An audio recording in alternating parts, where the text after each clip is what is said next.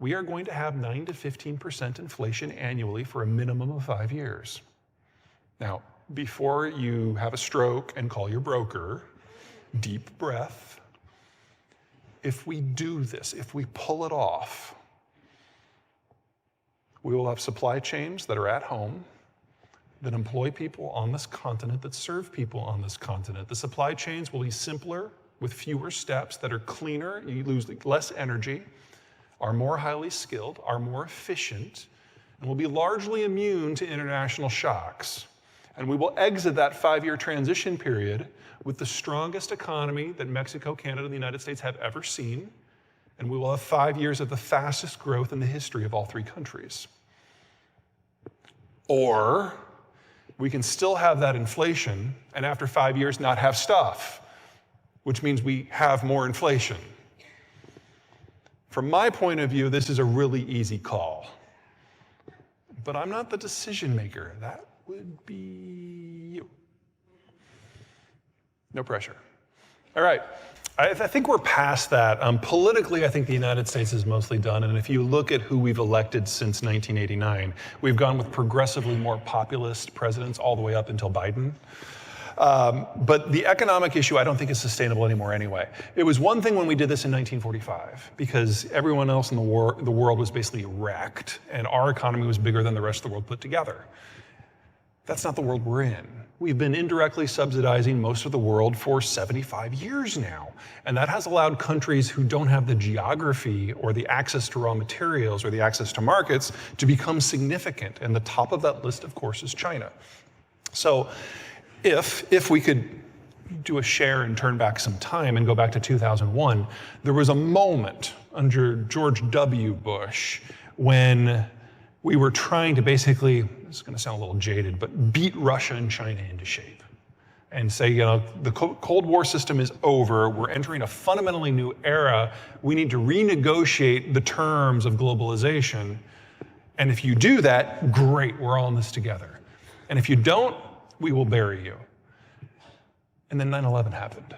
And we got a little distracted for 20 years. And in that time, we maintained enough of the structures of globalization that all these places that had poor geographies kept growing. And now collectively, they're twice our size. We can't subsidize things of that size. Unless, of course, we want to spend all of our national blood and treasure making sure that China is the unassailable superpower. I don't think that's going to fly. No, because you remember ours, right? Ours are pretty good. I mean, we're still aging and we still have these distortions when we go from the big boomers to the small Xers to the big millennials to the small Zers. But these are problems we can manage over time. In addition, we are partnered with Mexico, which has the healthiest demography, not just in the rich world, but in the advanced developing world as well, better than India, better than Indonesia or Turkey. And so if there were 2 countries that were better positioned to do well, it would be those 2, and the fact that they're already linked together in a trade deal. I mean, there are a lot of things about Donald Trump I was not a fan of. NAFTA 2 was freaking brilliant, and it's done. It's embedded into the system, and this political sniping that we see around the world in our own country doesn't really apply to NAFTA. I mean, Biden and the Mexican president, AMLO, they loathe each other, personally, professionally, ideologically, and they just got done with the Three Amigos Summit. It was the most successful summit we have had with NAFTA since 2006. So this is a relationship that works, and no one else has something like that. So will I mourn Europe when it's gone? Yeah, because that's less than 20 years away. But time isn't going to stop. And courtesy of none other than Donald Trump, we now have a multiracial future of cooperation. And that just feels weird. But that's where we are.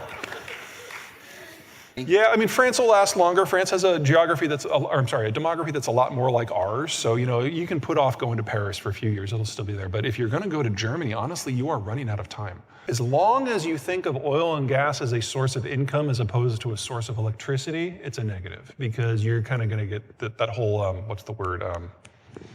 the Dutch disease, where you're over dependent on one specific thing that's cyclical in its demand. But if you use it to do other things, well, holy crap, there's not a whole lot of sectors that you couldn't go into. The biggest problem that you guys have is you just don't have another population center that's near you. And that makes it really difficult for you to synergize and achieve economies of scale. And that's why I think you should go into processing, because you have something here that is bottled up. And so for you, and mostly only for you, it's at a cost structure that no one else can match. You should use that. I'm not saying you shouldn't try, but you're going to be a very small minnow in a pond that is not close to you. And that's a very risky proposition. So will there be niche things that you can expand into? Sure, but I don't think you're going to be able to do it at scale. But if you build out the things that allow manufacturers to function, you will be absolutely indispensable. And it's far better for you to own Texas than the other way around. We're going to bitch and we're going to moan, but we're going to be fine. Let me go through this one group at a time. Okay. Baby boomers, they're retiring, but they are going to have the voting capacity to make sure that no one takes away their benefits for at least another 15 years. Damn it. Gen X, small generation, we're now the capital providers. One of the reasons that the baby boomers have been a little bit stressed out and very willing to vote themselves benefits is their money has been out competing. It's been oversupplied. The rate of return has been really low. That's going to reverse with Gen X. So Gen Xers that are able to invest are probably going to see the biggest returns in financial history for the next 15 years. It will be a fight to make sure that the government doesn't take it, and the boomers will try. Don't let them. Millennials, a little late to the start, but they're now having kids in numbers. They are literally the future. And the millennials they've got a lot of negative connotations, and I could talk for an hour on that. Let's focus on the positive. They're congenial, they're cooperative, they're collaborative, they're good at the touchy-feely skills, they're great managers.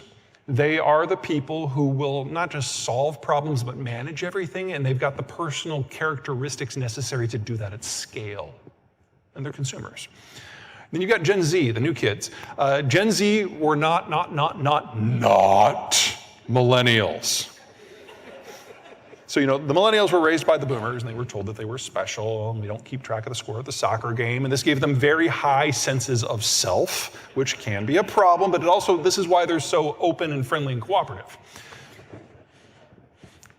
The Zoomers are the children of Gen X, and we raised our kids knowing that Medicare and Medicaid and Social Security would never be there for them, and we know that you can trust no one, and you have to be better than everyone, not better than the millennials, that's easy. And you have to put in the hours, and then you have to put in more hours, and you can't rely on anyone. So they are pathologically hard workers, and they're very loyal to their employers because they see their employers as giving them a lifeline. But they never want to meet you.